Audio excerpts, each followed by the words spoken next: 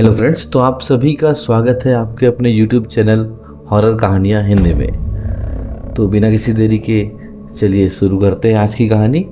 तो दोस्तों, आज की हमारी कहानी का शीर्षक है वो खतरनाक रात। रात के 8 बजे थी। सुरेश ऑफिस में काम कर रहा था। बाहर तूफान के साथ भारी बारिश हो रही थी। सुरेश एक जमीन के प्रोजेक्ट पे काम कर रहा था। काम में व्यस्त होने के कारण उसे वक्त का पता ही नहीं चला। जब उसका काम खत्म हुआ तब घड़ी में 9 बज चुके थे। बैटरी कम होने के कारण उसका मोबाइल भी थोड़ी देर में बंद हो गया। जब वो बाहर निकला तो उसके होश उड़ गए। काली अंधेरी रात थी, सुनसान रास्ता था और आसपास कोई भी नहीं था। तूफान के साथ तेज बारिश गिर रही थी। भारी बारिश की वजह से बिजली के खंभे से सारी बत्तियां भी बुझ चुकी थी। सुरेश ने जैसे तैसे करके अपना स्कूटर निकाला और अपने घर की ओर जाने लगा। कुछ देर बाद अचानक रास्ते में एक बिल्ली दिखाई दी, इसलिए सुरेश ने स्कूटर को ब्रेक लगाई। लेकिन ब्रेक लगाने के बाद सुरेश का स्कूटर वहीं पर ही रुक गया। सुरेश को ऐसी अनुभूति हुई जैसे मानो स्कूटर किसी ने जकड़ लिया हो। सुरेश स्कूटर से उतरा और काफ़ी बार प्रयास किया, लेकिन स्कूटर चालू ही नहीं हो रहा था। तेज बारिश की वजह से सुरेश पूरी तरह भीग चुका था। ठंड के मारे वह कांप रहा था। अचानक स्कूटर बंद होने से उसकी घबराहट और ज़्यादा बढ़ गई। वह अपने स्कूटर को साइड में ले गया और डर की वजह से कुछ देर अपनी आंखें बंद कर ली। थोड़ी देर बाद उसको एहसास हुआ कि उसकी पीठ पर किसी ने हाथ रखा है। सुरेश जोर से चिल्लाया, कौन है, कौन है, मुझे छोड़ दो। उसने पीछे मुड़कर देखा तो कोई नहीं था। उसने सोचा कि शायद उसका वहम होगा। वह बहुत डर गया था। अचानक उसने बत्ती बुझने और जलने की आवाज़ सुनी और पास में देखा तो उसकी स्कूटर की बत्ती जल रही थी और बुझ रही थी। कुछ पलों तक ऐसा ही चला, फिर बत्ती बुझ गई। सुरेश को समझ नहीं आ रहा था कि अब वह क्या करे। वो कुछ हरकत करता उससे पहले ही उसके सामने एक लटकता हुआ सफ़ेद छाता उसको सामने दिखाई पड़ा। सुरेश ने डर के मारे अपनी आंखें बंद कर ली, लेकिन वह अपनी आंखों को ज़्यादा देर तक बंद नहीं कर पाया। जब उसने अपनी आंखें खोली तो उसके पैरों तले ज़मीन खिसक गई। उसकी नज़रों के सामने एक चुड़ैल थी। उसने सफ़ेद साड़ी पहनी थी। वह डरावनी नज़रों से सुरेश को देख रही थी। फिर उस चुड़ैल ने छाता ज़मीन पर फेंक दिया। सुरेश ने देखा कि बारिश की बूंद चुड़ैल की साड़ी पर गिरते ही बूंद लाल रंग की हो गई। धीरे धीरे पूरी साड़ी लाल रंग में परिवर्तित हो गई। यह दृश्य देखकर सुरेश और डर गया और अपना स्कूटर चालू करने लगा। सौभाग्य से उसका स्कूटर चालू हो गया और वह तेजी से अपने घर की ओर बढ़ने लगा। कुछ देर बाद वही चुड़ैल सुरेश के स्कूटर के सामने आ गई। सुरेश स्कूटर को नियंत्रित नहीं कर पाया और स्कूटर एक पेड़ पर जाकर टकरा गया। पेड़ से टकराते ही तुरंत सुरेश की मौत हो गई।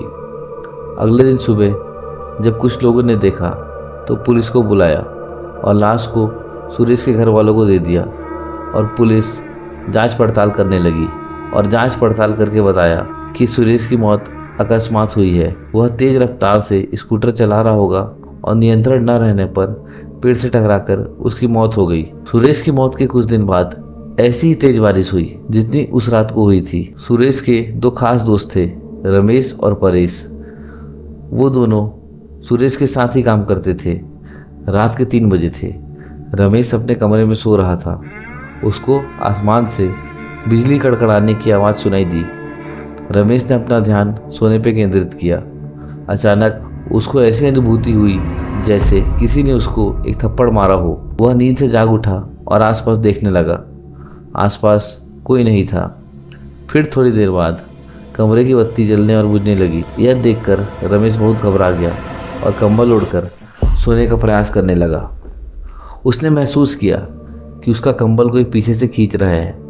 वह जोर जोर से चिल्लाने लगा, मुझे छोड़ दो, मुझे जाने दो। उसके कुछ देर बाद सब कुछ शांत रहा।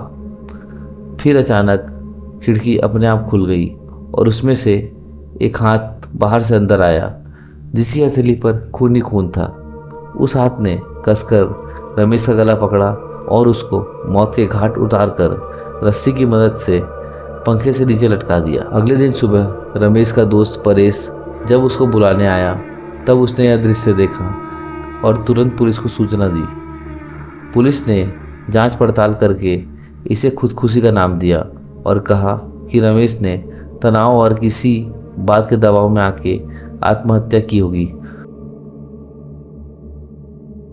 अपने दोनों दोस्तों की मौत के बाद परेश अब बहुत ज़्यादा तनाव में आ गया। उसको मन ही मन यह लगने लगा कि अब तीसरा नंबर उसी का है। उसने ऑफिस जाना भी बंद कर दिया था। कुछ दिनों उसने अपने आप को अकेले में रखा, यहाँ तक कि वह अपने परिवार के लोगों से भी ज़्यादा बातें नहीं करता था। कुछ दिनों बाद उसको लगा कि अब खतरा टल चुका होगा। वह अपनी पत्नी के साथ दूसरे शहर घूमने चला गया। कुछ दिनों तक उसने अपनी पत्नी के साथ एक दूसरे शहर में सैर की। कुछ दिनों में घूमकर दोनों वापस अपने घर आ गए। अब परेश के मन में डर का कोई नामो निशान नहीं था। वह आराम से जीवन व्यतीत करने लगा। दूसरे शहर से घूमकर आने के बाद वह रोजाना ऑफिस जाने लगा। एक दिन ऑफिस में ज़्यादा काम होने की वजह से उसको देर तक रुकना पड़ा। उस रात को भी तूफान के साथ बारिश हो रही थी। परेश अपनी कार में बैठकर घर के लिए रवाना हुआ। रास्ते में एक बड़े से गड्ढे के साथ उसकी गाड़ी टकराई और कार का एक पहिया गड्ढे में गिर गया। परेश कार से नीचे उतरा और बहुत प्रयास किया, लेकिन पहिया खड्डे से नहीं निकला। परेश कोशिश कर रहा था कि एक औरत वहाँ से गुजरी और उस औरत ने बड़े प्यार से रमेश से कहा, सुनिए, क्या मैं आपकी मदद करूं? रमेश ने कहा, नहीं, मुझसे ही नहीं हो रहा है तो आपसे थोड़ा ही होगा। फिर भी आपको लगता है तो एक बार प्रयास कीजिए। उस औरत ने कार को पीछे से सिर्फ थोड़ा सा धक्का मारा और कार का पहिया खड्डे से निकल गया। परेश ने उस औरत का धन्यवाद किया और उनको पूछा, आपको कहाँ जाना है इतनी रात को? आप अकेले कहाँ जाओगे? आप मुझे बताइए, मैं आपको जहाँ जाना है वहाँ छोड़ देता हूँ। जी धन्यवाद आपका। यहाँ से थोड़ा आगे एक तालाब वाली गली आती है, वहाँ मुझे छोड़ दीजिएगा। तालाब के पास ही मेरा घर है, औरत ने जवाब दिया। परेश ने उस औरत को अपनी कार में बिठाया और आगे बढ़ा। परेश को थोड़ा डर जरूर लग रहा था, लेकिन उसने गाड़ी चलाने पर ध्यान केंद्रित किया। थोड़ी देर बाद पीछे से आवाज़ आई, बस यहीं पे रोक दीजिए, मेरा घर पास में ही है। परेश ने कार रोक दी और उसको उतरने के लिए कहा। अचानक उसने पीछे से डरावनी आवाज़ सुनी, परेश, अब तू गया, तेरा अंत अब नज़दीक है, मैं तुझे नहीं छोड़ूंगी। परेश ने पीछे मुड़कर देखा तो उसके होश उड़ गए। वो औरत एक खतरनाक चुड़ैल में परिवर्तित हो गई थी। उस चुड़ैल ने जोर से परेश को धक्का दिया और उसको कार से नीचे गिरा दिया। फिर परेश को घसीटकर तालाब की ओर ले जाने लगी। परेश बहुत चीखा और चिल्लाया, लेकिन चुड़ैल ने उसकी एक भी नहीं सुनी। परेश ने चुड़ैल से कहा, कृपया मुझे छोड़ दो, मुझे जाने दो, मैंने आपका क्या बिगाड़ा है? परेश, तू आज मेरे हाथों से ही मरेगा। तुम्हारे दोनों दोस्तों को मौत के घाट उतार चुकी हूँ, अब तुम्हारी बारी है। याद करो बरसात की वो अंधेरी रात, जिस रात तुम लोगों ने मेरी हत्या करके मुझे तालाब में फेंक दिया था। जिस जमीन ने मुझे और मेरे माँ बाप को रोजी रोटी दिलाई थी, वह जमीन तुम तीनों हड़पना चाहते थे और उस जमीन पे शराब की फैक्ट्री लगाना चाहते थे। जब मैंने और मेरे पिताजी ने हस्ताक्षर करने से मना कर दिया तो तुम पापी दरिंदों ने मेरी और मेरे पिताजी की हत्या कर दी और दोनों को तालाब में फेंक दिया। हमारी मौत का कारण लोगों को यह बताया कि हम पानी में डूबकर मर गए हैं। मैं उस ज़मीन पे कभी भी शराब की फैक्ट्री नहीं चलने दूंगी तथा मैं वापस मेरे और मेरे पिताजी का बदला लेने के लिए आई हूँ। आज तुझे भगवान भी नहीं बचा पाएगा, कहकर चुड़ैल ने जोर से धक्का दिया और परेश को तालाब में गिरा दिया और पानी में डूबकर तुरंत उसकी मौत हो गई। फिर चुड़ैल अदृश्य हो गई। दूसरे दिन किसी अनजान व्यक्ति ने परेश की लाश को पानी में बहते हुए देखा।